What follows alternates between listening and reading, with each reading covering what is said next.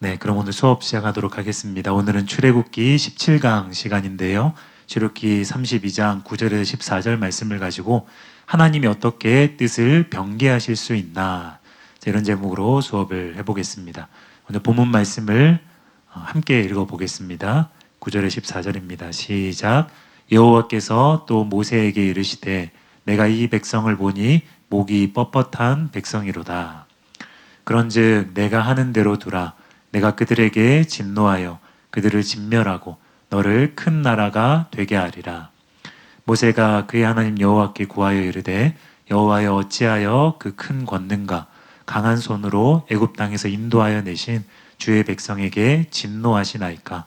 어찌하여 애굽 사람들이 이르기를 여호와가 자기의 백성을 산에서 죽이고 지면에서 진멸하려는 악한 의도로 인도해 내었다고 말하게 하시려 하나이까. 주의 맹렬한 노를 그치시고 뜻을 돌이키사 주의 백성에게 이 화를 내리지 마옵소서. 주의 종 아브라함과 이삭과 이스라엘을 기억하소서. 주께서 그들을 위하여 주를 가리켜 맹세하여 이르시기를 내가 너희의 자손을 하늘의 별처럼 많게 하고 내가 허락한 이 온 땅을 너희 자손에게 주어 영원한 기업이 되게 하리라 하셨나이다. 여호와께서 뜻을 돌이키사 말씀하신 화를 그 백성에게 내리지 아니하시니라. 여러분, 성경에 보면 때때로 하나님께 대하여서 의인법을 사용합니다. 그래서 사람이 이해하기 쉽게 표현을 한 것이지요. 이걸 어려운 말로 신인동형론적인 표현이다, 여러 가지 그런 표현들이 있는데요. 그냥 사람의 입장에서 하나님의 감정이나 태도나 하나님의 그 모습을 이해하기 쉽도록 그렇게 표현을 한 것이지요. 예를 들어서 본문 14절에 하나님께서 뜻을 돌이키사라는 이 표현을 히브리어로 보면 나함이라는 단어입니다. 근데 그 뜻은 후회하다, 위로하다, 이런 뜻입니다. 그래서 직역을 해보면 여호와께서 후회하사, 이런 의미가 되는 것이지요. 그래서 여러분이 여호와께서 후회하사라면 구약에서 대번에 떠오르는 구절이 바로 다음 구절일 거예요. 노아 때에 온 땅의 사람들이 마음이 패역하고 타락한 것을 보고 하나님께서 후회하셨다는 거예요. 세번역으로 창세기 6장 6절을 보면요, 땅 위에 사람 지으셨음을 후회하시며 마음 아파하셨다. 그래서 여기서 자연스러운 몇 가지 의문이 들 수 있습니다. 하나님께서도 사람처럼 후회를 하시나? 보통 사람은 뭔가 잘못된 행동을 하고 나서 후회를 하는데, 잘못된 판단과 선택을 하고 나서 그러지 말걸 이러면서 후회를 하는데, 그런 차원에서 하나님이 후회를 하시는 건가? 그러면 하나님이 어떻게 그럴 수가 있나? 라는 의문이 자연스럽게 들 수 있다는 거죠. 또 다음으로 여기 나음을 후회하다가 아니라 개정개혁 본문에서처럼 뜻을 바꾸시다, 이렇게 해석할 수도 있는데, 아니 그런 경우에도 이 감정적인 후회가 아니라 정하신 뜻을 바꾸다라고 할 때에도 어떻게 하나님 모든 것을 아시는데, 그럼 애초부터 모든 걸 아신 하나님께서 그걸 다 반영해서 다른 그 뜻부터 시작하면 되는데 왜 A라는 뜻을 했다가 B로 바꾸시나? 라는 의문이 들 수 있다는 거죠. 실제로 이제 불신자들이나 또 변증론자들, 이런 사람들은 무신론자들 중에서 이런 부분들을 다 물고 늘어집니다. 이런 부분들을 설명하라고 그럽니다. 그래서 오늘 이런 점들 한번 왜 그런 것인지 살펴보길 원합니다. 첫 번째로, 하나님께서는 정말 이스라엘을 진멸하려 하셨나? 자, 문제는 일단 본문에서 하나님께서 이스라엘 백성을 진멸하려고 하셨다가 안 하신다는 거죠. 뜻이 분명히 바뀌었다는 거죠. 그래서 이제 이것을 고지고대로 받아들이면 이건 하나님의 어떤 신성에 대해서 이것은 어떤 부정적인 어떤 근거가 될 수 있기 때문에 그렇게 안 보려고 하는 거죠. 그러니까 애초에 이게 진멸하려고 하신 것이 아니라 경고한 거다. 강력하게 경고한 것인데 경고에 대해서 모세가 반응을 잘했기 때문에 그 뜻을 이제 취소하신 것이다. 그러지 않은 것이다. 그렇게 이제 보는 학자도 있고, 또 어떤 사람들은 이거 보면은 하나님도 전지하신 것은 아니다. 모르시는 게 있다. 그 근거 구절이 본문 아니냐. 그러니까 이렇게 하려고 했다가 하나님께서도 못 보신 어떤 부분이 나오니까 이렇게 바꾼 거 아니냐. 화가 나시지요? 이 정도만 설명을 들어도. 실제로 이런 학자들이 있습니다. 그러면서 말만 막 이렇게 그럴싸하게 이 이론의 이름을 막 정한 거예요. 열린 유신론이다. 그런 식으로 막 정한 거예요. 첫 번째로, 하나님의 예지가 절대적이지 않다, 이렇게 보는 이제 학자들이 있습니다. 신성 모독적인 주장이지만 어떤 학자들은 열린 유신론을 주장합니다. 우리가 이 하나님의 신론에 대해서 너무 틀에 박힌 생각을 하고 있다. 그러지 말자. 좀 더 시각을 열어서 하나님께도 어떤 흠이 있을 수 있고 뭐 이렇게 전지하지 않을 수도 있고 그렇게 이제 열고 생각을 해보자라는 거죠. 자, 이들은 본문을 근거로 하나님의 예지를 절대적이지 않은 것으로 이해합니다. 이렇게 주장을 하는 거죠. 만약에 하나님의 예지나 전지가 절대적이라면 어떻게 하나님께서 어떤 일에 대해서 마음을 바꾸시거나 유감스럽게 여기시거나 행하려고 한 것을 후회하실 수 있다고 말할 수 있는가? 그러므로 하나님의 예지는 절대적인 것이 아니다. 그 이스라엘을 진멸하라고 하셨으면 진멸을 해야 되는데 모든 걸 다 고려하셔서 100%다 개선하셔서 진멸이 맞다. 그럼 진멸하셔야 되는 건데 안 하시잖아요. 후회하시고 뜻을 바꾸고 계시잖아요. 그러니까 이걸 보면 하나님의 예지가 절대적인 게 아니다. 그러니까 그들은 모세의 중보를 하나님이 계산에 넣지 못했다고 보는 거죠. 그렇죠? 여기서는 하나님께서 보지 못하시고 계산하지 못하신 뭔가를 새롭게 발견하셔서 처음의 뜻을 취소하고 바꾸셨다는 의미입니다.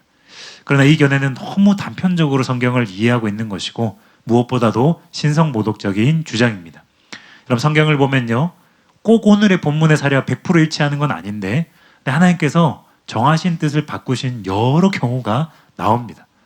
또 사실은 저와 여러분에 대해서도 하나님 뜻을 여러 번 바꾸셨을 거예요.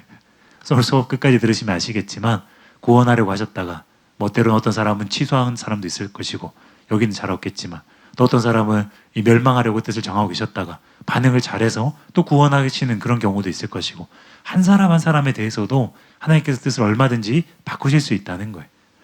그리고 이 하나님께서 뜻을 바꾸시는 데에는 각각의 경우들에는 반드시 이유가 있습니다.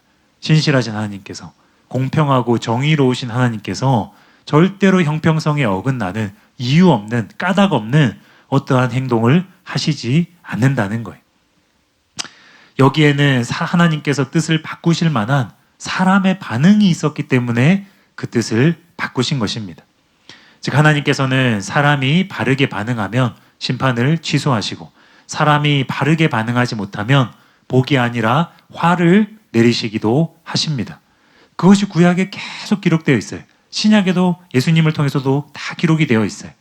그런데 이것은 하나님의 예지가 온전하지 않은 탓이 아니라 하나님의 어떤 뜻들은 조건적이기 때문입니다. 그럴 수밖에 없어요. 사람이 로봇이 아니기 때문에.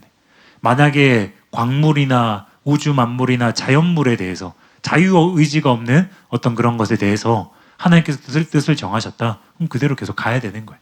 만유인력의 법칙은 계속 적용이 돼야 되는 거예요. 물리의 어떤 법칙들은 계속 그대로 적용이 돼야 되는 거예요. 그런데 하나님께서 또 말씀하시면 때가 되었을 때 하늘은 두루마기를 마는 것처럼 말아서 또 불타서 없어져야 되는 거예요. 말씀하신 그대로 이루어져야 되는 것입니다.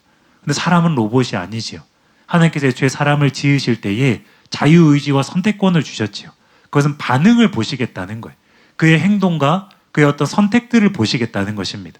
그것에 대해서 호응하고 교류하고 교제하면서 하나님께서 복을 내리실 때는 더 복을 내리시고 잘못한 것에 대해서는 자녀를 돌이키게 하는 것처럼 또 벌을 내리시고 그렇게 교제해 나가시겠다고 사람을 그렇게 지으셨다는 거예요.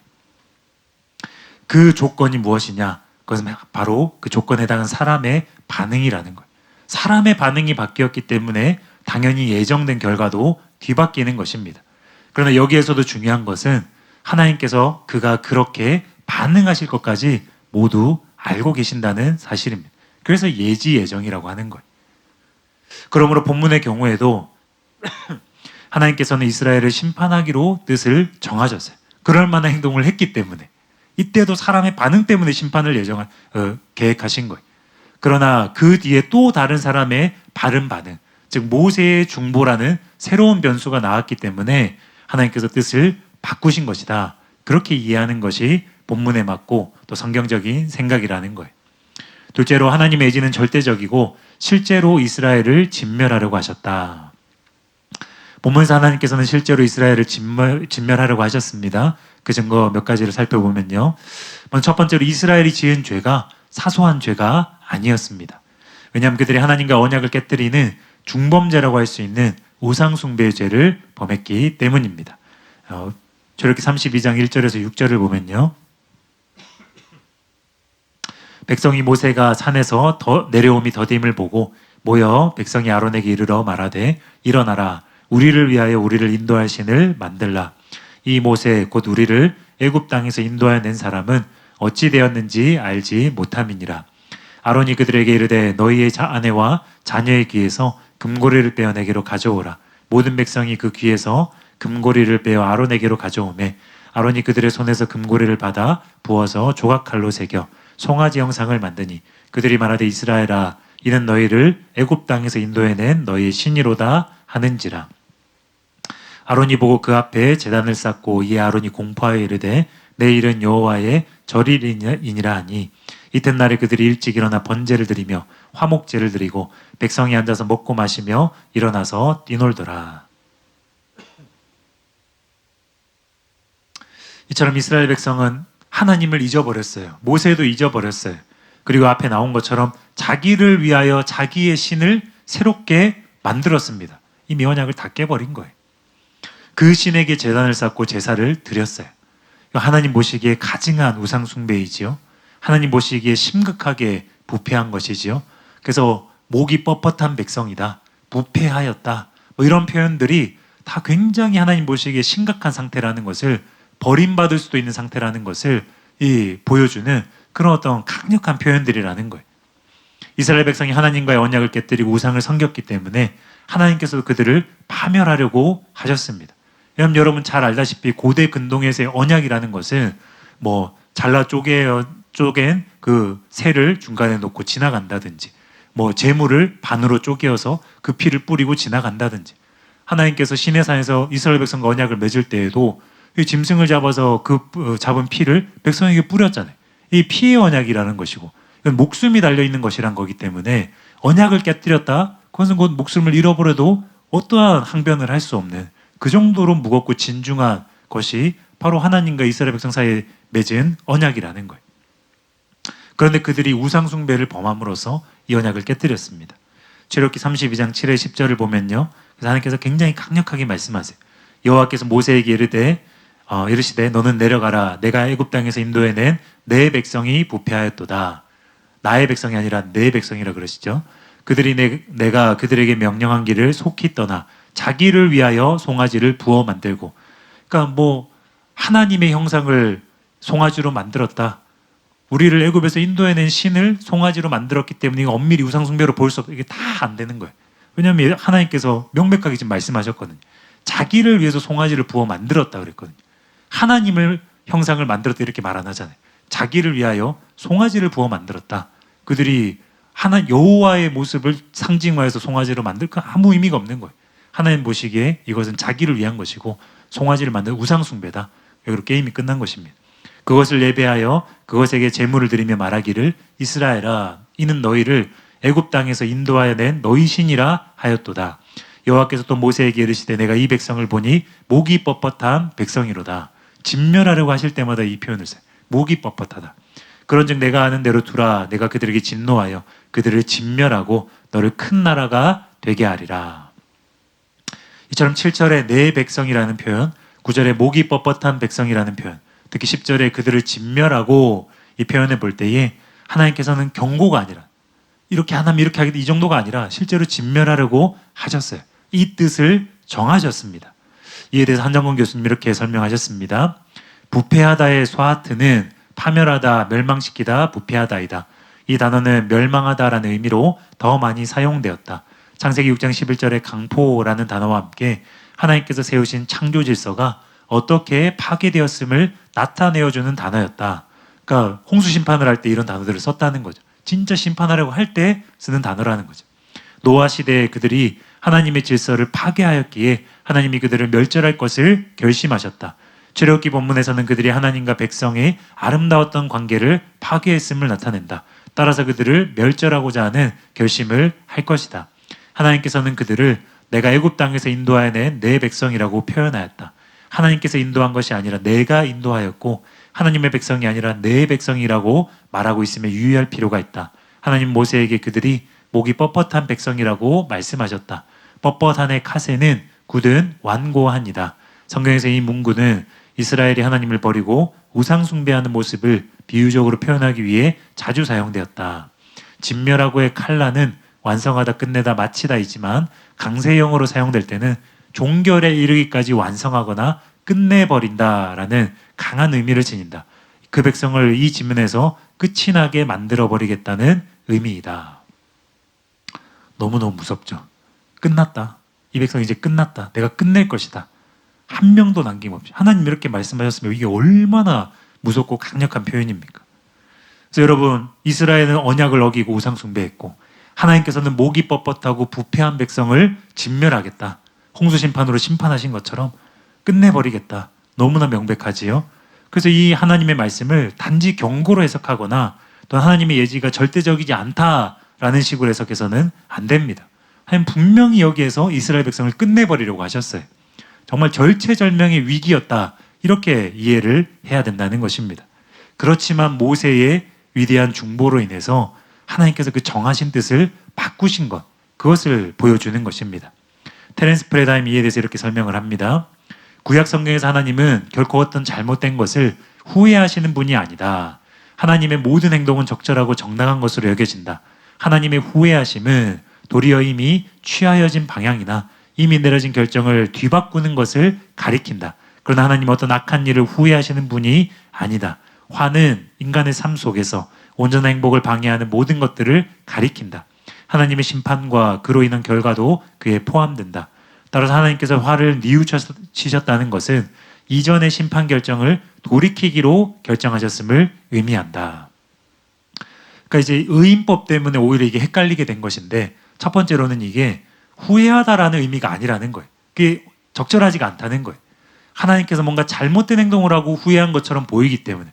그게 아니라 하나님께서 어떤 모종의 이유 때문에 정하신 뜻을 바꾸셨다. 뜻을 바꾸셨다라고 해석하는 게 본문에서는 적절하다. 지금 이 설명을 하고 있는 것입니다. 저도 여기에 동의를 합니다. 바이블렉스에 보면 나함에 대해서 이렇게 설명을 합니다. 후회하다라는 의미에서 대부분의 신뢰가 인간의 후회가 아니라 하나님의 후회를 언급한다. 인간의 후회나 회개를 나타내기 위해서 자주 사용되는 단어는 돌이키다를 뜻하는 슈브이다. 죄를 자각하여 진정한 후회와 비애를 느끼는 인간과 달리 하나님은 죄에서 자유하시다. 그러나 성경은 하나님께서 후회하신다는 것, 즉 그는 자신의 주권적 목적에 따라 사람을 긍휼히 여기시거나 사람에 대한 태도를 변화시킨다는 것을 말해준다. 그러니까 이제 이 내용을 보면은 이게 감정적인 후회를 말하는 게 아니라는 거죠. 그게 아니라 뜻을 바꾸는 것에 대해서 항상 성경은 하나님께 대해서 나함이라는 표현을 쓰고 있다는 거죠.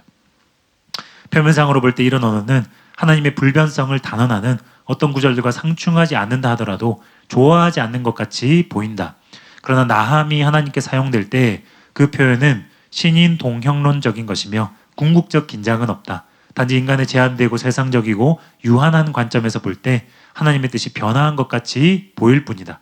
그리하여서 구약 성경은 하나님께서 행하기로 작정하셨던 심판이나 재앙을 내리시기를 후회하셨다. 즉 돌이키셨다고 말한다. 확실히 예레미야 18장 7에서 10절은 하나님 편에서 볼 때 대부분의 예언이 인간의 반응에 따라 조건부적이라는 것 사실을 강하게 상기시켜준다. 이와 관련하여 헤셀은 어떠한 말씀도 하나님의 최종적인 말씀이 아니다. 인간 행동이 변화하면 하나님의 심판도 변한다고 말하였다. 저는 이제 마지막 부분을 100% 동의하진 않습니다. 어떤 말씀은 최종적인 거예요. 어떤 말씀은 더 이상 변하지 않습니다. 근데 많은 말씀들은 조건적이에요. 변할 수 있습니다. 그걸 오늘 설명을 드리는 것입니다. 옳은 지적입니다. 성경에서 하나님을 의인화하여 표현하여서 오해가 생긴 것이지 하나님은 사람처럼 잘못된 결정을 내리고 후회하시는 분이 아닙니다. 항상 그때마다 완벽한 결정을 내리세요. 그러나 그럼에도 불구하고 자비하시기 때문에, 그럼에도 불구하고 풍성한 어떤 회개할 기회를 주시기 때문에, 그렇기 때문에 또 다른 차원에서 자비를 베푸는 것이고 또 다른 차원에서 기회를 주는 것이지 그게 첫 번째 결정이 잘못된 것이다. 이렇게 이해하면 안 된다는 거예요. 여러분 이렇게 설명하니까 이해가 되시죠? 분명히 그들이 심판받아 마땅한 우상숭배의 죄를 범했어요. 그것에 대해서 하나님의 완벽한 결정은 진멸시키는 거예요. 그럼에도 불구하고 하나님은 자비하심과 용서하심이 너무나 크셔서 회개할 기회를 주시는 거예요. 그에 따라서 잘 반응하고 회개하면 죽어 마땅한 죄이지만 용서하시는 거예요. 그게 하나님의 자비입니다. 하나님의 은혜입니다. 그러면 우리는 하나님이 얼마나 은혜로운 분이신지 하나님의 그 자비의 풍성하심에, 오래 참으심에 감사하면서 주님을 찬양해야 되는 것이지, 주님의 존재하심이 절대적인 게 아니다. 주님께도 이런 이 지혜나 지식의 부족함이 있다.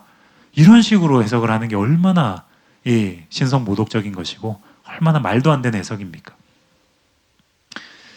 여러분, 하나님의 불변성 또는 전지하심의 절대성과는 전혀 상관없는 문제라는 것을 깨달으시기 바랍니다. 이렇게 이해를 해야 하나님의 신성을 모독하지 않으면서도 본문을 바르게 이해할 수 있습니다. 하나님 뜻을 바꾸신 것이다. 이전에 정하신 뜻도 완전한 것이고 그 이후에 사람이 추가적으로 뭔가 반응을 잘했기 때문에 뜻을 바꾸신 것이다. 또는 반응을 잘못했기 때문에 또 뜻을 안 좋은 쪽으로 바꾸신 것이다. 그렇게 이해하는 것이 맞습니다. 이제 두 번째로, 그렇다면 어떻게 하나님께서 정하신 것을 바꾸시나? 이제 본문에서 일단 나함을 후회하심으로 해석하면 오해가 생긴다는 거예요. 하나님도 사람처럼 잘못된 결정을 후회하시고 바꾸셨다. 그런 의미가 되기 때문입니다. 그러나 본문의 나함을 우리처럼 뜻을 바꾸심 이렇게 이제 해석을 하게 되면 하나님께서 어떤 이유로 정하신 뜻을 바꾸셨다 이렇게 이해할 수 있고 이것은 신성 모독이 아니라는 것입니다. 이 경우에도 여전히 의문이 남을 수 있어요. 하나님이 어떻게 한번 정하신 뜻을 바꿀 수 있나? 전지하신 하나님께서는 항상 정하신 뜻을 그대로만 행하셔야만 되는 것이 아닌가? 또 하나님의 뜻을 바꾸신다는 게 모순처럼 느껴질 수 있다는 거예요. 이것은 1대째 제가 너무 빨리 설명을 드렸는데 단편적인 시각입니다. 하나님의 뜻이 자유의지가 없는 자연이나 광물을 대상으로 정해졌을 때에는 한번 정해졌으면 끝이에요. 시행이 되는 거예요. 그러나 하나님의 뜻의 그 대상이 사람일 경우에는 사람이 계속 변하기 때문에 사람이 계속 그 반응이 바뀌기 때문에 하나님의 뜻을 그를 향해서도 자유의지를 고려한 뜻일 수밖에 없고 그의 선택을 고려한 뜻일 수밖에 없기 때문에 사람이 자유의지를 어떻게 사용하느냐에 따라서 하나님의 뜻도 바뀔 수 있다는 거예요. 즉 사람을 대상으로 한 하나님의 뜻은 조건적인 경우가 굉장히 많다는 거예요. 여러분 이 말이 성경적인지 확인을 해봐야 되겠죠. 그래서 예를 들어 성경에 이런 말씀이 있습니다. 먼저 개인에 대한 말씀이에요. 오늘 본문도 그렇고 제가 지금 드리는 말씀도 그렇고 이 대부분은 구원과 관련된 말씀들이에요. 멸망이냐 구원이냐 이런 문제에 대해서는 조건적이라는 거예요. 에스겔 33장 13절에 16절입니다. 가령 내가 의인에게 말하기를 너는 살리라 하였다 하자. 그가 그 공의를 스스로 믿고 죄악을 행하면 그 모든 의로운 행위가 하나도 기억되지 아니하리니 그가 그 지은 죄악으로 말미암아 곧 그 안에서 죽으리라. 가령 내가 악인에게 말하기를 너는 죽으리라 하였다 하자. 그가 돌이켜 자기의 죄에서 떠나서 정의와 공의로 행하여 저당물을 도로 주며 강탈한 물건을 돌려보내고 생명의 율례를 지켜 행하여 죄악을 범하지 아니하면 그가 반드시 살고 죽지 아니할지라. 그가 본래 범한 모든 죄가 기억되지 아니하리니 그가 반드시 살리라. 이는 정의와 공의를 행하였음이라 하라. 그래서 이제 칼빈의 절대주권으로 예정한 그 잘못된 거예요. 한 번 구원은 영원한 구원, 잘못된 거 이것만 봐도 지금 이 말씀도 그렇고 본문도 그렇고 만약에 이것을 하나님의 뜻이 절대주권에 의한 예정은 완벽한 것이고 한 번 구원 영원한 구원이다. 그러면 본문을 해석할 때도 이렇게 해석해야 될 거예요. 하나님 애초부터 진멸하려고 한 것이 아니다. 이스라엘 백성 중에서도 소수이지만 구원받은 사람이 있을 수, 갈렙이나 여호수아 그런 사람이 있을 수 있는데 그들을 진멸하려고 하신 것이 아니다. 하나님 모세가 뭐 중보할 것도 알았고 뭐도 알았고 해서 애초에 처음 말한 것은 그냥 겁주는 것이고 위협하고 경고하는 것이었지 그것이 다음에 모세의 중보와 여러 가지 것으로 인해서 취소되고 바뀌게 될 것을 다 알고 말씀하신 것이다. 이 어색하게 된다는 거예요. 자연스럽지 않게 된다는 거예요. 그러나 한 번 구원이 영원한 구원이 아니고 절대 주권에 대한 예정이 아니고 예지 예정으로 관점으로 보면 하나님이 각각의 말씀하신 모든 것들이 다 맞는 거예요. 우상 숭배했기 때문에 진멸하고 하셨다. 맞는 거예요. 그런데 모세가 중보했기 때문에 백성을 대신하여 회개했기 때문에 그 진멸이 취소가 되고 기회를 주셨다. 이것도 맞는 거예요. 구원받았다가 버림받을 수도 있고 버림받았다가 다시 구원받을 수도 있기 때문에 이 관점에서 보면 예지 예정의 관점에서 보면 한 번 구원 영원한 구원이 아니라는 관점에서 보면 본문의 각 구절들도 당연한 게 되는 거예요. 자연스럽게 이해할 수 있게 되는 거예요. 여러분 이 설명이 이해가 되십니까? 근데 절대 주권에 대한 예정으로 보거나 한 번 구원은 영원한 구원이라는 관점에서 보면 하나님의 첫 번째 어떤 진멸하라고 하셨던 거 요거는 이제 실제 말씀이 아니라고 해야만 이게 말이 되는 거죠. 그 중에도 분명히 구원받는 사람이 있으니까요. 그렇죠? 이 말씀도 마찬가지. 에스겔 이 말씀도 마찬가지. 여기 보면 의인인데 그를 향한 뜻이 있었죠. 13절에 보면 너는 살리라. 의인이니까. 마음도 삶도 하나님 보시기에 의로운 것이었으니까 너는 살 것이다. 구원받을 것이다. 영원히 영생 누릴 것이다. 이게 하나님의 정해진 뜻이었어요. 이때 이 당시에 예를 들어서 뭐 현재적 칭의라든지 그 당시 하나님의 판단이셨어요. 그런데 그 이후에 그가 이제 교만하여서 공의를 믿고 이 죄악을 행하면 그러면 하나도 기억되지 않고 그 지은 죄악으로 말미암아 죽으리라 그랬어요. 이건 이제 심판받고 지옥 가는 걸 말하는 거죠. 그러면 이제 앞에 게 진짜냐 뒤에 게 진짜냐. 한 번 구원 영원한 구원 입장에서 이해가 안 된다는 거죠. 그래서 또 이 절대주권의 예정으로도 이게 굉장히 부자연스럽게 해석될 수밖에 없다는 거죠. 그런데 이제 우리 관점에서는 이게 아니라는 거죠. 그가 과거에 의롭게 살았을 때 하나님 아빠의 바른 관계를 맺었을 때 의인이었을 때 너는 살리라 하였다는 하나님의 뜻도 진짜예요. 100% 완전한 판단이에요. 그런데 그 이후에 그가 타락하였을 때 죄 가운데 빠졌을 때 이제 너는 그 죄로 인하여서 죽으리라. 이것도 하나님의 완벽한 판단이에요. 그것도 이 정확한 하나님의 결정이라는 거예요. 반대의 경우도 나오지. 뒤에 보면 죄인도 정해진 뜻이 있었죠. 너는 죽으리라. 근데 그가 회개하고 돌이켰어요. 그럼 이제 그는 반드시 살리라. 바꾸시잖아요. 그들이 이렇게 반응이 달라졌기 때문에 사소한 문제도 아니고 뭐 어떤 조금 중요한 문제도 아니고 그 영혼에게 가장 중요한 영생이냐 지옥이냐 사는 문제냐 죽는 문제냐 이걸 가지고 하나님의 뜻이 바뀐다는 거예요. 그렇죠? 다른 건 하물며 말할 필요도 없겠죠. 그러면 가장 중요한 구원의 문제에 있어서도 하나님의 뜻은 명백하게 이쪽이었다가 이쪽으로 바뀌어요. 저쪽이었다가 또 이쪽으로 바뀝니다. 이것만 봐도 하나님의 뜻은 이 구원의 문제에 있어서 이것은 절대적으로 무조건 정해진 게 아니구나. 얼마든지 바뀔 수 있는 것이구나. 이것을 우리가 알 수 있다는 거예요. 다음으로 국가적인 차원의 말씀도 있습니다. 예레미야 18장 7절 10절을 보면요. 내가 어느 민족이나 국가를 뽑거나 부수거나 멸하려 할 때에 만일 내가 말한 그 민족이 그의 악에서 돌이키면 여기 보세요. 만일이라 그러잖아요. 그러니까 그 전에 부숴야 될 만한 이유가 있었던 거예요. 멸해야 될 만한 합당한 이유가 있었던 거예요. 그래서 이제는 이 방향대로 가면 멸하는 게 완벽한 판단인 거예요. 진멸하는 게 100%의 완벽한 판단인 거예요. 그러나 만일이라 그랬죠. 개입할 여지를 놔두고 있죠. 어떤 변화될 수 있는 여지를 남겨두고 있죠. 그러니까 만일이라 그러죠. 만일 내가 말한 그 민족이 그의 악에서 돌이키면 조건적이죠. 내가 그에게 내리기로 생각하였던 재앙에 대하여 뜻을 돌이키겠고. 여기서 설명이 끝난 겁니다. 반대 경우도 마찬가지고. 이 말씀도 마찬가지입니다. 한 국가를 멸하려고 하셨지만 그들이 회개하면 재앙을 돌이키십니다. 또 뒤에 이제 9절 10절 안 읽었는데요. 거기 이제 반대 경우로 나오는 거죠. 한 국가에 복을 내리려고 하셨지만 그들이 반역한 것, 악을 행한 것 그것을 이제 보여주면 복에 대해서 뜻을 돌이키세요. 취소해 버리십니다. 개인들이 모여서 국가를 이루는 거잖아요. 그래서 개인에 대한 말씀이랑 국가에 대한 말씀이 비슷한 거예요. 자유의지를 가지고 있는 개인들이 모여서 국가를 이루는 것이기 때문에. 그래서 국가적인 차원에서도 그들이 자유의지를 사용하여 회개하면 진멸하려고 했던 뜻을 돌이키시는 거고 살리시는 거고 악을 행하면 복을 내리고 하셨다가 오히려 진멸하기로 바꾸시는 거고 그렇게 바뀔 수 있다는 것입니다. 이것이 성경의 기본적인 원리입니다. 그래서 우리는 몇 가지 교훈을 끌어낼 수가 있는 거예요. 우리는 한 번 받은 구원에 대해서도 늘 이룬 것으로 여기지 말고 하나님을 사랑하며 그의 계명에 순종하는 삶, 하나님과의 바른 언약 관계에 머무는 삶을 오늘 살고 있어야 된다. 그것이 평생 우리가 살아내야 되고 구원을 이루어 가야 된다. 두렵고 떨리는 마음으로 지켜야 된다. 이 교훈을 받을 수가 있고 또 반대로 지금 잘 살지 못하고 있는 사람, 하나님과의 바른 관계에 머물지 못하고 있는 사람에게도 그것이 너무나 큰 위로의 말씀이고 기회의 말씀이고 소망의 말씀이 되는 거예요. 하나님은 과거의 죄를 기억하지 않으신다 그러셨다. 과거의 실패와 잘못을 잊어버린다 그러셨다.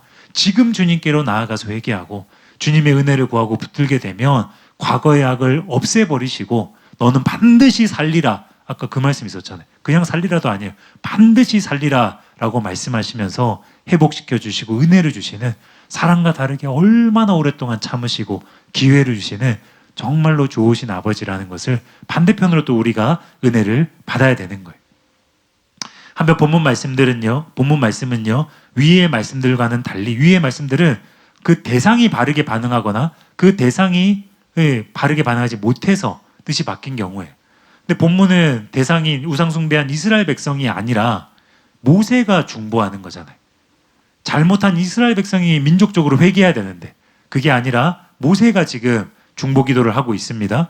근데 한 개인이 이 모세의 중보기도로 인해서 이스라엘 국가 전체에 대한 하나님의 뜻이 바뀌어버립니다. 이게 다른 케이스라는 거죠. 그래서 위 말씀들을 근거로 하여서 그쵸, 개인이 잘 반응하면은 복이 임하고 개인이 잘못 반응하면은 저주받고 지옥에 가는 거고, 국가가 잘 반응하면 그 국가에 복이 임하고 국가가 잘못 반응하면 그 국가가 멸망당하는 거고, 이건 이제 이해가 됩니다. 근데 왜 여기서는 아직 이스라엘 백성들이 회개하지 않았는데 어떻게 하나님께서 뜻을 먼저 바꾸시나? 어떻게 하나님께서 여전히 그 죄가 남아있는데 이걸 이제 진멸하시는 걸 하신 것을 취소하시나? 그런 의문이 들 수 있다는 거예요. 어떻게 한 개인의 중보기도와 민족적인 차원의 회개를 동일시할 수 있나? 그런 의문이라는 거예요. 근데 여러분, 하나님께서 보시기에 모세는 그만큼의 가치가 있는 사람이었어요. 모세는 한 사람의 애굽을 이겼죠. 모세 한 사람에게만 능력과 그 권세가 그 정도로 강했어요. 근데 모세는 그 한 사람이 하나님 보시기에 당시에 이스라엘 전체 민족과 비교했을 때 모세가 더 가치가 있었어요. 실제로 이렇게 말씀하셨기 때문입니다. 출애굽기 32장 10절입니다. 그런즉 내가 하는 대로 두라. 내가 그들에게 진노하여 그들을 진멸하고 너를 큰 나라가 되게 하리라. 둘 중에 하나를 선택하시는데 그들을 진멸하고 모압 백성을 큰 나라가 되게 하리라. 또 뭐 있죠? 이 이스라엘의 그 형제 국가 같은 그런 나라들을 크게 하려, 이게 아니고 모세 너를 큰 나라가 되게 하리라 그러시는 거예요. 아브라함, 이삭, 야곱과 맺은 언약 다 기억하고 계신데 그게 아니라 이제 너를 새로운 출발로 삼아서 다 씻어내고 노아를 통해서 새롭게 시작하신 것처럼 너를 큰 나라가 되게 하리라. 지금 모세와 이스라엘을 두고 선택하시는 거예요. 하나님께서 보시기에는 이스라엘 백성들보다 모세가 심지어 더 귀했습니다. 그러므로 모세의 중보가 백성들의 회개를 대체하는 것이 불가능한 것이 아니었어요. 그리고 여러분 이후에 보면 학자들은 이 모세의 중보기도 오늘 여기서 1차 중보기도, 다음으로 2차, 3차까지 이어진다고 말을 해요. 실제로 이후에 보면은 여전히 어떤 그런 중보기도들이 이어집니다. 근데 그 이제 모세 이어지는 중보기도에 보면 자기 이름을 생명책에서 지워달라고 그래요. 그러니까 이스라엘 백성을 진멸하지 마시고 대신 나를 진멸해달라고. 육신의 목숨뿐만 아니라 생명책에서 지워달라고. 이게 어떻게 사람이 할 수 있는 기도입니까? 그렇죠? 그러니까 실제로 그런 차원으로 자기를 드리고 있어요. 단지 그냥 나는 가만히 있고 중보하고 이게 아니고 모세는 마땅히 받아야 될 벌이 이거는 그러니까 이건 지옥에 던져져야 마땅한 벌인데 그 하나님의 판단이 합당하십니다. 그런데 하나님께서 나와 이스라엘 백성을 지금 동등하게 보신다면, 아니 오히려 나를 선택하시고 큰 나라 되게 하시겠다고 말씀하셨다면 하나님 차라리 제가 지옥에 떨어지겠습니다. 그래서 우리 민족을 이 불쌍히 여기시고 살려주시옵소서. 마땅히 치를 대가를 다 치르고 지금 구원해달라고 하는 거예요. 이게 예수님의 모습이 떠오르죠. 그렇죠? 다 죽었어야 될 우리 모든 그 죄를 위해서 그 가치가 비교가 되지 않는, 한 사람이지만 그 가치가 비교가 되지 않는 예수님께서 십자가에 달리시고 대신 죽으셨잖아요. 그런 개념으로 이해하면 여러분 좀 더 쉽게 이해가 될 것입니다. 하나님 보시기에는 이스라엘 백성보다 모세가 더 귀했습니다. 그러므로 모세의 중보가 백성들의 회개를 대체하는 것이 불가능한 것이 아니었습니다. 모세는 이미 실제로 각오도 하고 있었어요. 벌받을 각오도 다 하고 있었어요. 그 정도로 모세는 하나님과 가까웠고 그의 중보기도는 놀라운 차원이었다고 이해를 해야 합니다. 그럼 성경을 보면요, 호세아 선지자도 마찬가지고 여러 선지자들을 보면요, 하나님께서 이 대신 백성을 위해 대신 회개하게 하시는 경우들이 많이 나와요. 근데 그게 그냥 기도만 시키지가 않아요. 그 백성의 어떤 죄를 담당하고 회개시키기 위해서 때로는 선지자들에게 무거운 짐을 지우세요. 선지자들에게 상징적인 의미로 음란한 여인과 결혼하라 그러시고, 이동기 연구원장님의 수업 들어서 여러분 아시겠지만 또 400 몇십 일은 이쪽으로 누워서 자라 그러고 또 몇십 일은 저쪽으로 누워서 자라 그러고 소똥을 태워서 이렇게 인분을 태워서 뭘 이렇게 하라고. 그런 어떤 고행과 고난들을, 이 대가들을 막 치르게 하세요. 이게 다 상징적인 거예요. 정말로 무거운 것입니다. 그래서 여러분이 또 예를 들어서 리즈 아울즈나 정말 위대한 차원으로, 깊은 차원으로 하나님과 동행하면서 정말 깊이 중보기도로 들어간 분들 있죠. 그런 분들은 그냥 입만 회개기도 하고 있지 않습니다. 정말로 진심으로 하나님 앞에서 회개기도를 해요. 그리고 하나님께서 어떤 대가를 치르게 하시는 것들은 그가 실제로 그러한 삶을 살면서 대가를 막 치릅니다. 어떤 사람들은 대신 막 아프기도 해요. 우리가 영적으로 모든 걸 다 이해할 수는 없지만 정말로 그런 깊은 차원으로 중보가 들어가면 이게 그냥 입으로 하는 중보기도가 아니라 많은 것들을 대신 짊어지고 대가를 치르고 실제로 그런 결단과 각오를 하고 하나님 앞에서 벌받을 각오를 하고 대신 속죄할 각오를 하고 그렇게 막 중보를 한다는 거예요. 모세의 중보는 그런 깊은 차원이었다고 여러분 이해를 하셔야 돼요. 그래서 우리가 이런 말씀들을 보면요, 그 정도로 모세가 하나님과 가까웠다. 그의 중보기도는 그냥 입으로 하는 기도가 아니었다. 생명책에서 실제로 지워질 것을 각오하고 있는 엄청난 차원의 중보기도였고, 그래서 그 중보기도를 통해서 민족적인 차원의 회개기도를 대체할 수 있었다. 그렇게 이해해야 됩니다. 성경이 실제로 그렇게 말합니다. 시편 106편 23절을 보면요, 그러므로 여호와께서 그들을 멸하리라 하셨으나 그가 택하신 모세가 그 어려운 가운데에서 그의 앞에 서서 그의 노를 돌이켜 멸하시지 아니하게 하였도다. 아무나 이렇게 할 수는 없습니다. 아무나 나라를 위해서 기도하는데 그 나라의 죄가 대신 회개가 되어가지고 하나님께서 뜻을 돌이키고 그런 거 없습니다. 성경에 보세요. 모세가 그랬어요. 성경에 보세요. 아브라함. 하나님 친구였던 아브라함이 다 깎아서 없앨 수도 없었어요. 디스카운트를 많이 하긴 했지만 한 80% 깎았습니다. 50에서 10명까지 깎았으니까. 근데 아브라함에게는 그 차원의 중보기도를 할 수 있는 중보기도의 영이 임했던 거예요. 그런 어떤 하나님과의 어떤 권세가 있었고 하나님 그에게 인정하시는 그 차원이 있었다는 거예요. 모세는 이런 차원이었고 사무엘도 마찬가지였어요. 사무엘이 그냥 내가 백성을 위해서 늘 기도하고 있는데 그러니까 기도를 하는 죄를 신음죄를 범하지 않겠다 그런 거 아닙니다. 사무엘의 그 백성을 향한 이 중보기도는 또 회개기도는 아무도 따라갈 수 없는 차원의 실제적인 이 중보기도였어요. 그래서 그가 중보기도를 하면 하나님께서 응답하시고 백성들 아직 돌이키지 않았는데 물론 나중에 바르게 반응해야겠지만 또 나중에 사무엘의 지도력에 의해서 백성들이 실제로 회개하고 미스바에 모여가지고 막 회개하고 바르게 반응하지만 그러함에도 불구하고 먼저 하나님께서는 사무엘의 중보기도를 통해서 이스라엘 백성을 블레셋에서 구원할 뜻을 막 정하세요. 차원이 달랐다는 거예요. 이해가 되시죠? 모두가 그렇게 할 수 있는 게 아니고 이런 차원이 있다는 거예요. 그래서 하나님께서도 보면은 모세와 사무엘의 중보기도는 다른 차원으로 말씀하세요. 다른 성경을 나중에 인용을 하겠지만 그래서 우리가 이런 건 사모해야 되는 거예요. 그리고 아무나 이렇게 할 수 있다는 걸 또 그렇게 이해해서도 안 되는 거예요. 이런 차원이 있다. 이걸 사모해야 되는 것이고 깊어져야 된다. 그래서 우리가 이런 말씀들을 근거로 해서 민족적인 차원의 회개와 모세의 중보기도가 동일한 수준의 가치를 가졌다. 그 결론을 내릴 수밖에 없다는 거예요. 실제로 모세가 중보하지 않았다면 하나님께서는 모세에게 말씀하신 대로 행하셨을 것이기 때문이에요. 100% 완벽한 판단이었다는 거죠. 진멸하시라는 것이. 근데 시편 106편 23절에 보는 것처럼 모세가 그 어려운 가운데 그 앞에 서서 그의 노를 돌이켜 다른 사람이 아니에요. 백성의 회개가 아니었어요. 모세의 중보기도로 하나님의 노를 돌이킨 거예요. 그게 없었으면 그대로 된 거예요. 그게 없었으면 그대로 진멸되는 거였어요. 이렇게 이해를 해야 된다는 거예요. 한편 본문을 보면요, 이스라엘 백성을 진멸하기로 하나님께서 정하신 뜻은 절대적으로 확정된 뜻이 아니었습니다. 어떤 하나님의 뜻은 사람이 절대로 개입할 수 없어요. 절대적으로 확정된 것들이 있습니다. 근데 본문은 그런 뜻은 아니었다는 거예요. 이스라엘이 회개하면 바뀔 수 있는, 또 본문처럼 모세와 같은 차원의 중보자가 중보하면 개입할 수 있는, 바뀔 여지가 있는 그런 뜻이었다는 거예요. 그것을 우리가 알 수 있는 힌트가 본문에 나옵니다. 9절 10절을 다시 보면요, 여호와께서 또 모세에게 이르시되 내가 이 백성을 보니 목이 뻣뻣한 백성이로다. 그런즉 내가 하는 대로 두라. 내가 그들에게 진노하여 그들을 진멸하고 너를 큰 나라가 되게 하리라. 빅터 해밀턴이 이렇게 설명을 했습니다. 킨로는 이에 더하여 우리는 여호와를 그냥 두실 것인가? 모세는 기도하고 그때 하나님은 어떤 조정을 하실 것이다. 또는 하나님은 마음을 바꾸실 수 있다. 발렌티는 이 어구를 금지에 의한 초대의 형태라 부른다.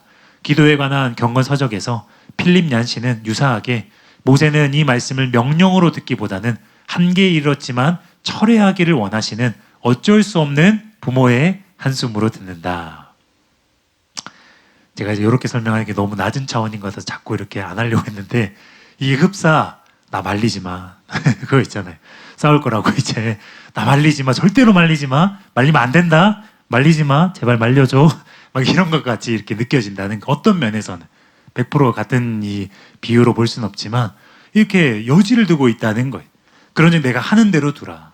너가 가만두지 않으면, 너가 말리지 않으면, 너가 중보하지 않으면 난 이렇게 할 거다. 그 정도로 이건 너무나 잘못된 행동이다. 그 정도로 이들은 진멸받아 마땅한 자들이다. 하나님께서 그렇게 강력하게 말씀하시는 거예요. 그래서 저는 이제 이 말씀 읽으면서 이 구절이 떠오르더라고요. 창세기 32장 24에서 26절입니다. 야곱은 홀로 남았더니 어떤 사람이 날이 새도록 야곱과 씨름을 하다가 자기가 야곱을 이기지 못함을 보고 그가 야곱의 허벅지 관절을 치매 야곱의 허벅지 관절이 그 사람과 씨름할 때에 어긋났더라. 그가 이르되 날이 새려 하니 나로 가게 하라. 야곱이 이르되 당신이 내게 축복하지 아니하면 가게 하지 아니하겠나이다. 이제 어투가 비슷하다는 거죠. 하나님께서 명령하실 때가 있어요. 하나님께서 정하신 것을 통보하실 때가 있어요. 근데 이런 말씀들은 일종의 양보를 구하는 겁니다. 100% 무조건 그렇게 하시겠다는 게 아니에요. 하나님 그걸 원하시지만 개입의 여지가 있는 어떤 말씀이라는 거예요. 그래서 이런 말씀들은 사람이 개입할 여지가 있습니다. 그래서 모세가 개입했고 하나님께서 그 모세의 중보를 듣고 뜻을 바꾸셨고 그래서 야곱이 더 붙들었고 하나님께서 그 사모함을 보시고 야곱의 이름을 바꾸시고 축복하신 거예요. 반면에 본문과 달리 절대적으로 확정된 하나님의 뜻도 있습니다. 이런 경우에는 사람이 개입할 수가 없어요. 이런 경우에는 사람의 모든 노력이 다 헛수고가 됩니다. 이런 경우에는 그가 회개해도 뜻이 안 바뀝니다. 이런 경우에는 아무리 강력한 중보자가 기도해도 뜻이 안 바뀝니다. 예레미야 15장 1절입니다. 여호와께서 내게 이르시되 모세와 사무엘이 내 앞에 섰다 할지라도 내 마음은 이 백성을 향할 수 없나니. 그러니까 이 구절에 많은 게 담겨져 있죠. 향할 수 없는 상태이지만 모세와 사무엘이 그 앞에 서서 기도하면 하나님의 마음이 백성에게로 향할 수 있었다는 거예요. 보통은.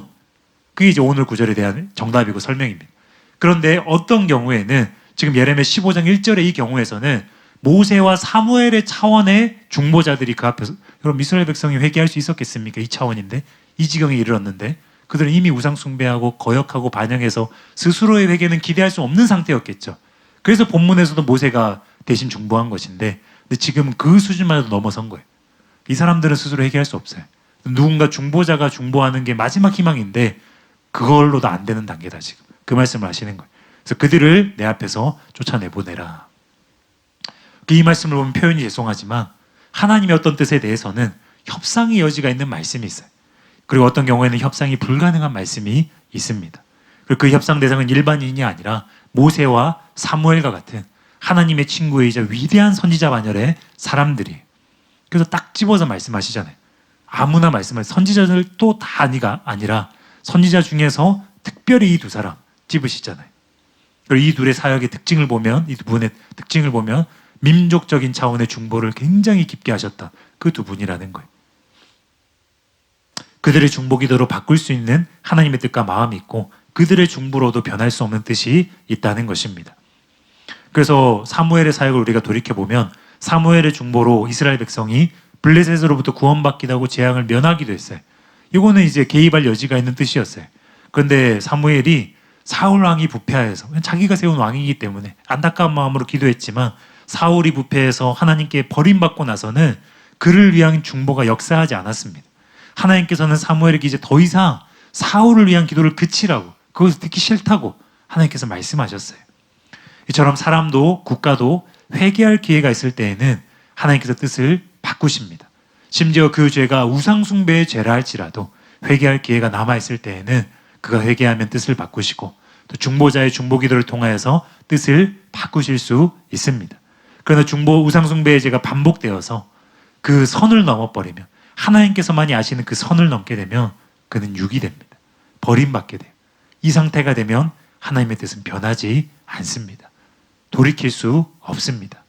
예레미야 15장 6에서 7절입니다. 여호와께서 이르시되 내가 나를 버렸고 내게서 물러갔으므로 항상 시작은 이거예요. 사람이 언약을 깨뜨리는 거예요. 내게로 내 손을 펴서 너를 멸하였노니 이는 내가 뜻을 돌이키기에 지쳤음이로다.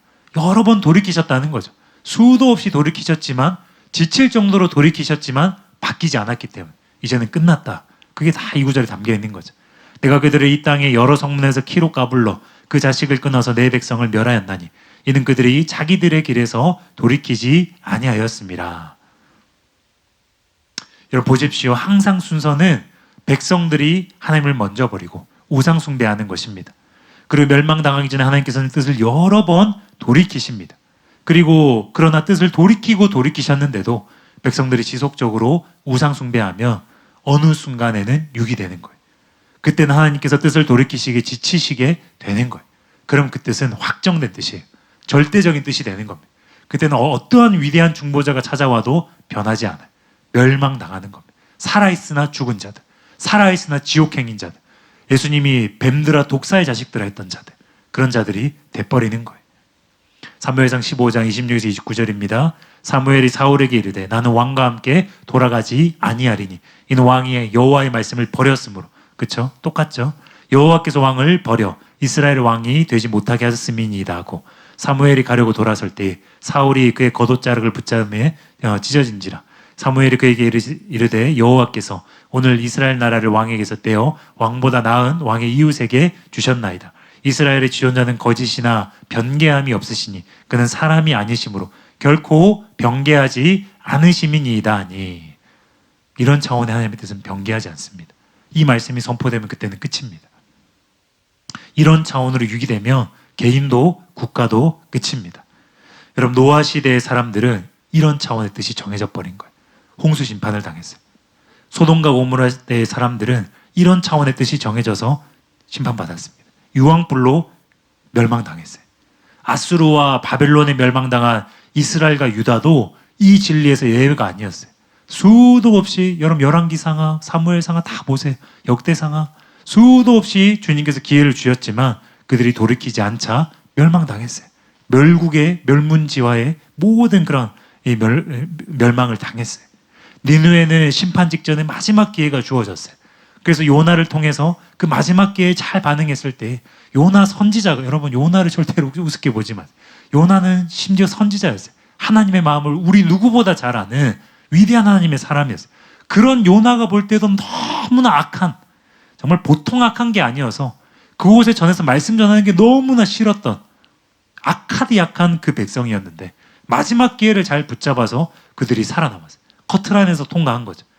그 이후에 또 보면 여러분 이사야나 예레미야 보면 알겠지만 결국에는 니느웨도 멸망을 당하는데 어쨌든 그 당시에는 살아남은 거죠. 그래서 우리가 큰 교훈을 받아야 됩니다. 먼저 나 개인을 향해서도 죄짓기에 담대해지면 안 되는 거예요. 습관적인 죄를 끊어내냐 마냐, 이것을 씨름하고 죄 끊는 게 힘들다, 그런 차원의 푸념이나 타령을 할 때가 아닌 거예요. 언제 그 선을 넘을지 아무도 모릅니다. 하나님만이 아시는 거예요. 그 커트라인은 하나님만이 아시는 거예요. 주님 보시기에 이제는 참기에 지치셨다, 용서하기에 지치셨다, 뜻을 돌이키기에 지치셨다. 그럼 그 사람은 끝입니다. 착각이에요. 회개에도 용서받았다는 어떤 착각에는 빠질 수 있지만 하나님 보시기에는 그 사람은 끝입니다. 또 두 번째 교훈은 무엇입니까? 가족을 위한 중보기도, 영혼들을 위한 중보기도, 또 나라를 위한 중보기도, 그냥 하는 어떤 한 사람이 중보기도 하는 것과 깊은 차원의 중보의 영이 임해서 절대로 쉽게 되는 게 아니에요. 여러분 리자얼지의 중보기도 책 꼭 다시 한번 읽어보시기 바랍니다.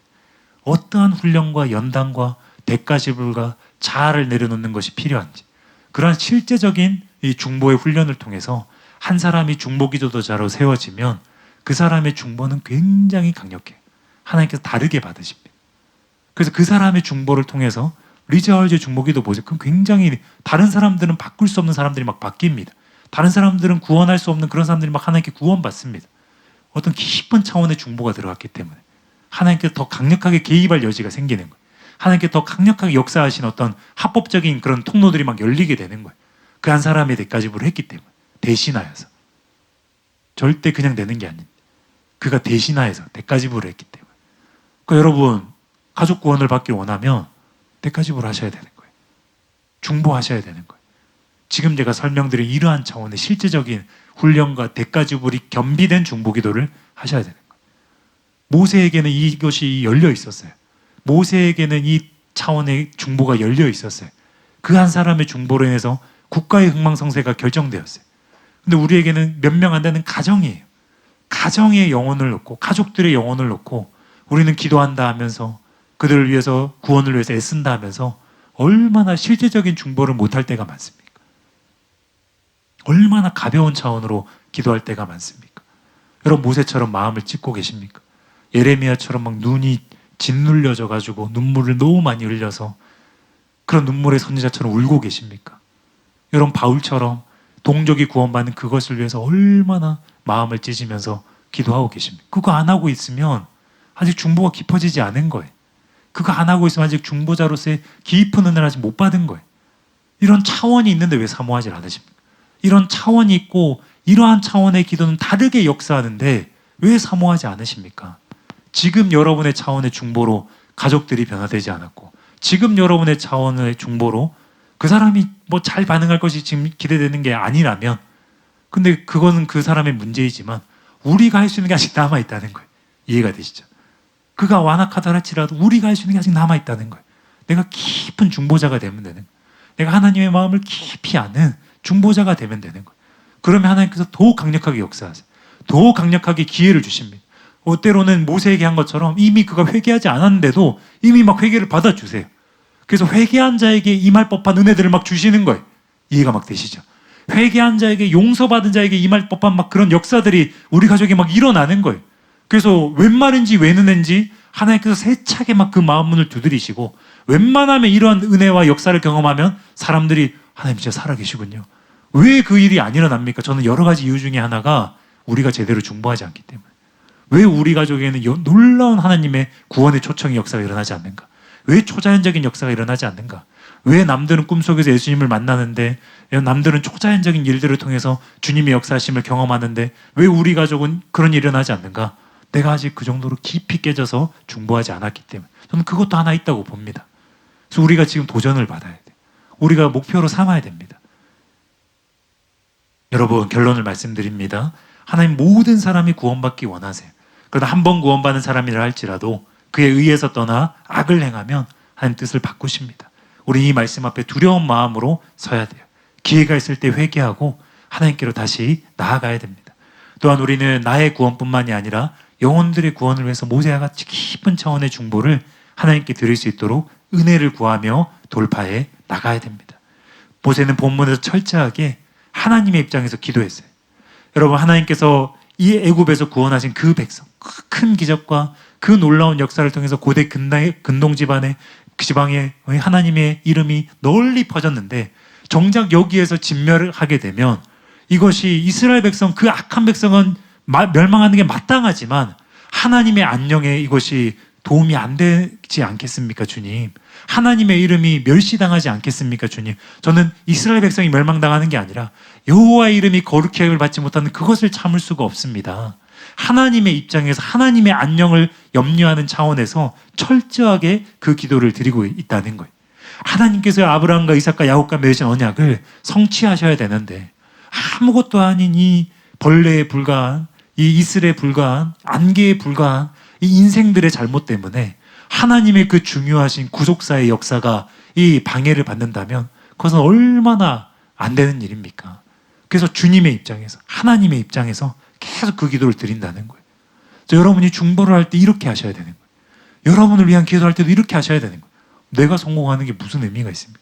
내가 돌파하고 위대한 하나님의 사람이 되는 게 사실 무슨 큰 차이가 있고 무슨 큰 어떤 그 의미가 있습니까? 그냥 내가 잘 되는 거예요.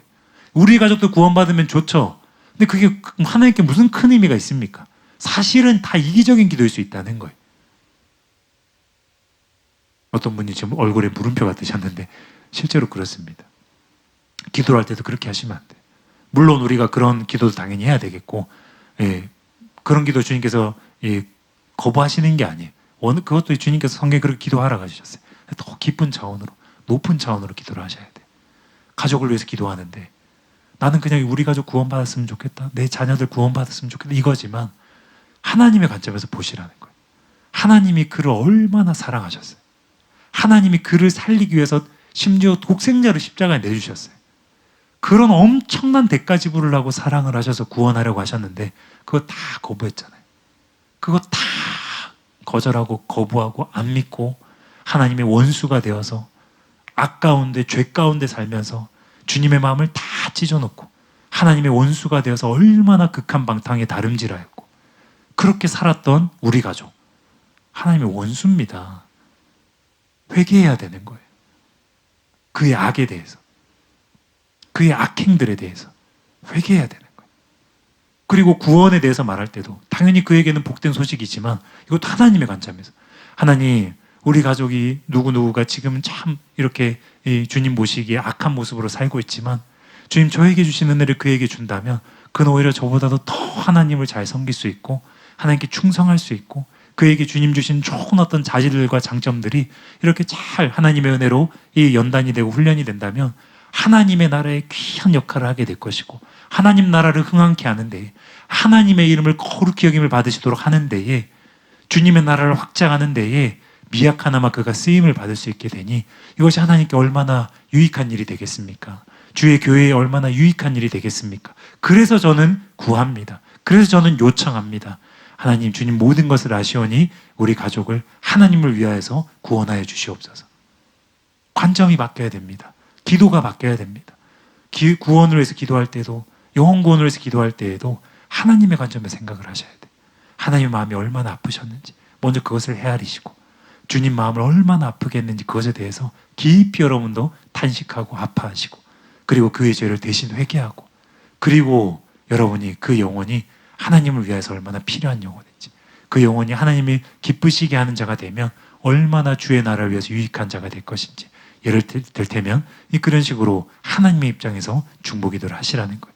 중보자는 곧 하나님의 마음을 받은 사람, 중보자는 곧 하나님의 눈을 가진 사람, 중보자는 곧 하나님을 사랑하고 하나님을 닮은 사람이 되는 거예요. 그래서 모세가 이런 기도를 드렸음에도 불구하고 이후의 내용들을 보면 돌판을 막 깨뜨리고 레위인을 통해서 동족들을 살해해버리고 심판해버리고 그렇게 죄에 대해서 응징을 하는 거예요.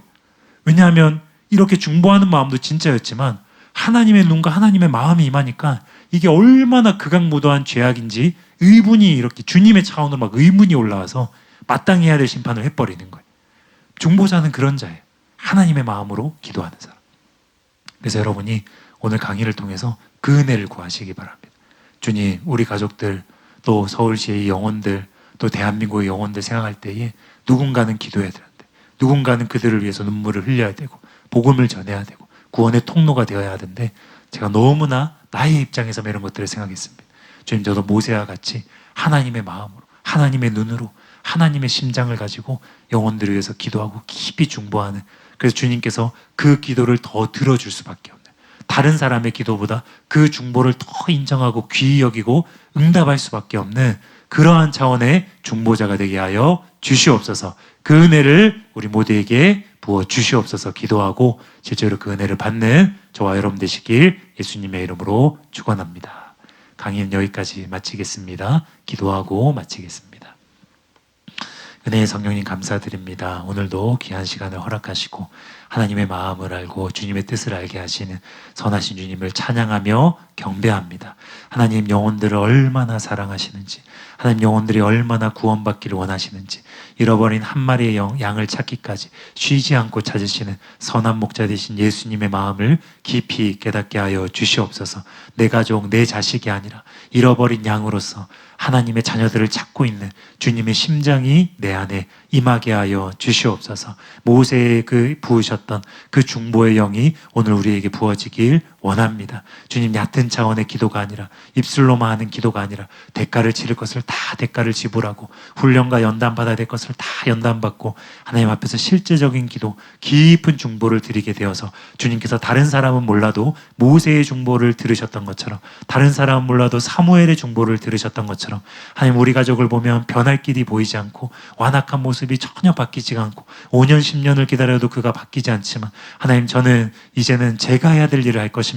도전을 받아서 나에게 남아있는 일을 할 것입니다. 깊은 중보를 드리고 주님께 실제적인 대가지불과 중보를 드릴 때에 하나님, 그 기도에 역사하셔서 응답하셔서 우리 가족에게 새로운 차원으로 찾아가 주시옵소서. 영혼들에게 새로운 차원으로 나아가시고 만나 주시옵소서. 그래서 그들을 위하여 대신 회개할 때 우리의 기도를 들으시고 그들의 죄를 사하시고 용서하시고 구원의 기회를 베풀어 주시옵소서. 구원의 그런 계기들을 마련하여 주시옵소서. 하나님, 오늘 우리가 깨닫습니다. 우리 가족이 문제인 것뿐만이 아니라 나의 게으름이 문제였다는 것을 깨닫습니다. 깊은 중보의 영을 사모하며 주님께 실제적인 중보로 나아가는 우리 모두가 되게 하여 주시옵소서.